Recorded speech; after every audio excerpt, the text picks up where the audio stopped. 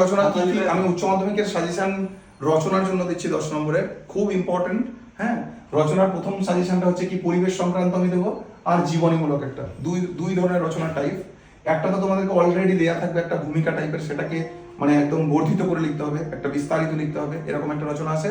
আর একটা জীবনীমূলক আছে, হয়তো জন্ম, তার বাবার নাম, মায়ের নাম, সে জীবনে কি কি অ্যাওয়ার্ড পেয়েছে, সে কোন স্কুলে পড়াশোনা করতো, এই টাইপের একটা কোনো একটা ইম্পর্টেন্ট মানুষের জীবনে নিয়ে আসবে, বায়োগ্রাফি টাইপ। তার মধ্যে দুই ধরনের রচনার মধ্যে একটা আমি বলেছি পরিবেশ সংক্রান্ত, যেখানে আমি একটা দিয়েছি কি এই যে বিজ্ঞানের আশীর্বাদ অভিশাপ, এটা বিজ্ঞান রিলেটেড অবশ্যই, কিন্তু পরিবেশের মধ্যে আমি রেখেছি, তার কারণ হচ্ছে ওটাতেও পরিবেশ আমাদের বিঘ্নিত হচ্ছে নানাভাবে। আর একটা যেটা এবারে সব থেকে ট্রেন্ডিং, সেটা হচ্ছে পরিবেশ এবং বিপন্ন মানুষ।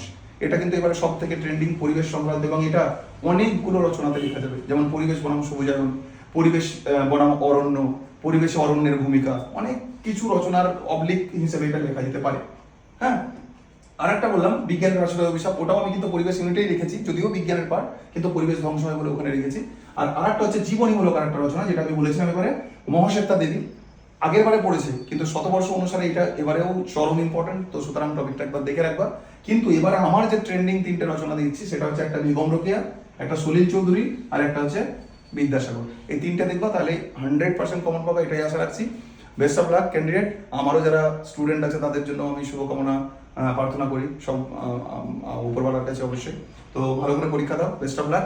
আর রচনা এখান থেকেই করবা কিন্তু, হ্যাঁ। আর প্রশ্নগুলো আমি আগের বারে দেখিয়েছি, নেক্সট পিডিএফ এর জন্য ফলো করো নাকি।